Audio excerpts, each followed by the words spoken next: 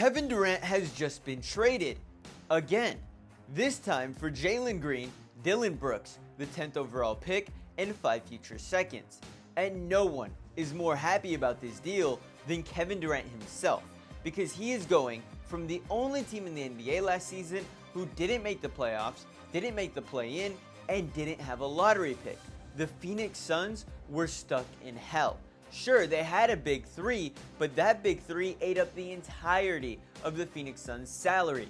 And because those three weren't good enough together, something needed to change. Something needed to get shaken up, and that was Kevin Durant. He was by far the most obvious choice when it came to which out of the big three in Phoenix were going to get shipped off. Because on one hand, you have Devin Booker, who is the face of the franchise. He was drafted by Phoenix in the lottery nearly a decade ago, and has spent the last 10 years blossoming into a superstar. He's made the All-Star team 4 times, has been All-NBA twice, and he even finished 4th in MVP voting a handful of years ago. He's done all of this, had all of his success, that 70-point game with the Phoenix Suns. And he himself has come out and stated that he does not want to leave Phoenix. He wants to be a Sun for the entirety of his career.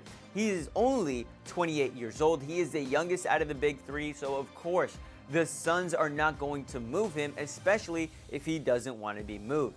Then, on the other hand, you have Bradley Beal, who won't be moved for pretty much the opposite of reasons. He's 31 years old, well past his prime, and ever since joining Phoenix, his numbers and his overall play has dropped off a cliff. And the worst part about Bradley Beal isn't even that his production is way below what it should be, but rather the monstrous contract that is attached to him.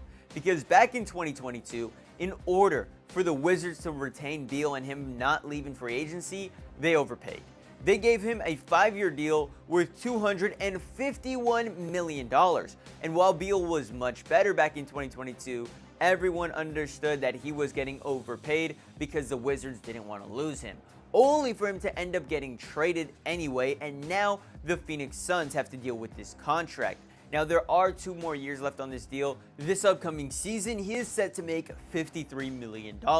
In 2 years from now, he has a player option worth $57 million that I can guarantee you he won't be declining because he won't find anything better on the market when that rolls around.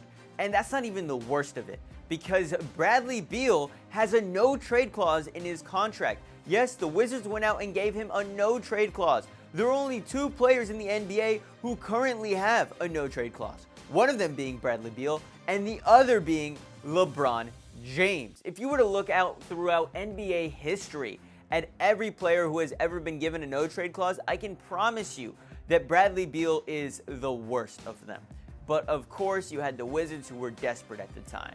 And so what makes it really hard to move Bradley Beal is that he has already come out and stated he doesn't want to leave Phoenix. He feels as though his family has just gotten comfortable there. They did just move there back in 2023, so it hasn't even been 2 full years yet since Bradley Beal arrived in Phoenix. He doesn't want to uproot his family, and he doesn't have to because the Suns can't trade him if he doesn't want to be traded, which is why Kevin Durant was left as the only viable option for the Phoenix Suns to trade if they wanted to make some serious change to their roster.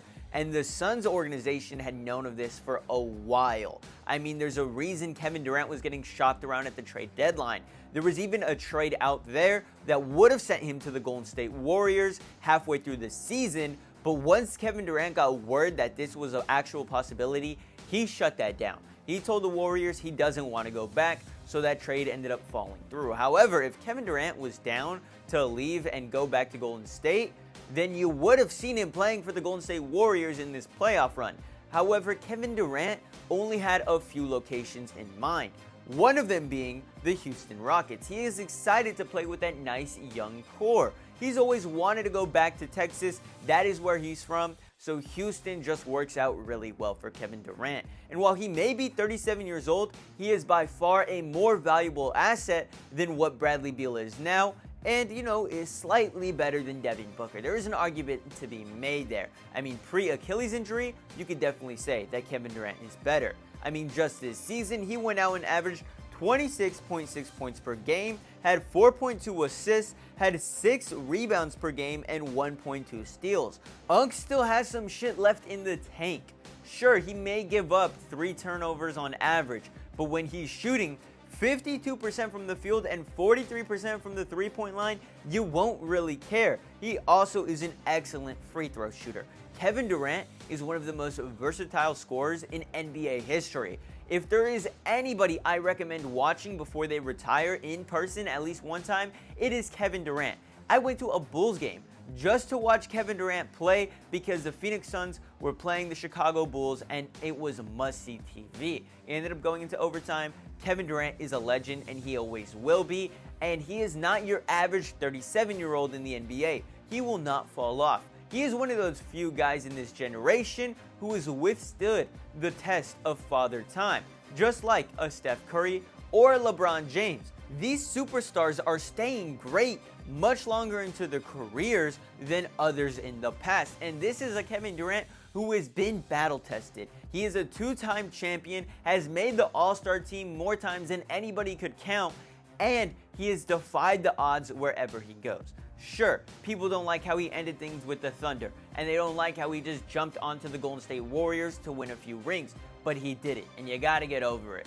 Then he goes out with the Brooklyn Nets, tries to make a name for himself. That big three had some real potential there, and if Kyrie Irving and James Harden and Kevin Durant could have all seen the court more often than they did in their time in Brooklyn, then that team would have won a championship. If Kevin Durant's toe was just an inch shorter, that team would have won a championship in 2021 against these Phoenix Suns. I guarantee that is what would have happened. And sure, Kevin Durant's time in Phoenix was filled with nothing but disappointment, like some of his few stops in the past.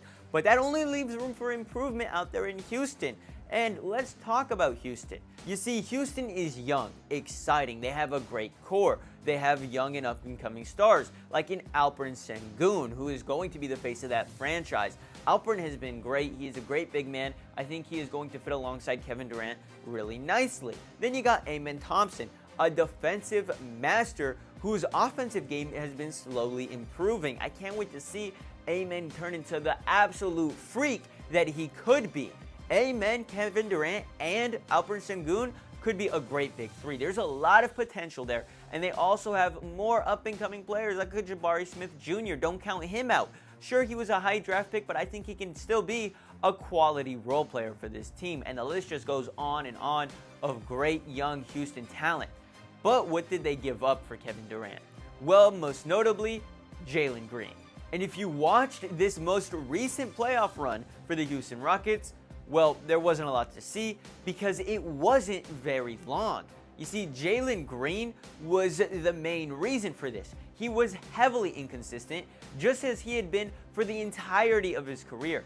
Sure, he had that one miraculous playoff game against the Golden State Warriors halfway through the series, but after that, he did a whole lot of nothing and put up stinker after stinker. Alperen Sengun could have definitely used a nice number 2 to play alongside him, and he just didn't have that because Jaylen Green wasn't showing up. He's been like this for the entirety of his NBA career. He's been in the NBA for about 4 years now. He was drafted with the 2nd overall pick back in 2021, and I would say that he has seen improvement, especially from his rookie year. Just last season, he went out and averaged 21 points per game. He had 3.4 assists, 4.6 rebounds, shot 42% from the field and 35% from the three. You compare that to Kevin Durant's season, and well, you can argue that Kevin Durant is much better, but no one was even arguing that, okay? It's already well known. But Jaylen Green has the most potential out of everything. Now, will a backcourt of Devin Booker, Bradley Beal, and Jaylen Green be absolutely disgusting? Of course, but that's why I know the Phoenix Suns aren't done making moves. You could ship off Jaylen Green to a third team, or maybe possibly move Bradley Beal if you find something that he can agree with. All I know is that it's not going to be staying like that. And then another guy involved in this deal is Dillon Brooks, though I doubt he stays with the Phoenix Suns. And then the rest of the acquisitions are just draft picks. You know, that 10th overall pick, I'm pretty sure belonged to the Phoenix Suns before they had traded it away. So maybe that becomes something. But the Phoenix Suns gave up Kevin Durant for a whole lot less than what it took to get him there, and that's just because he's older now and only has 1 year left on his contract, so the value isn't really the same. I do think that the Houston Rockets won this trade because they didn't give up any real valuable assets for a guy like Kevin Durant. I don't think that they ruined their young core. I think that they needed to make a change. You look at their season, they were the second best team in the West last year and yet couldn't make it out of the first round. Something needed to be done, because if they ran it back, they would have found themselves in the exact same place a year from now. But anyway, that's about it for this video. I'll catch y'all later. Much love. Deuces.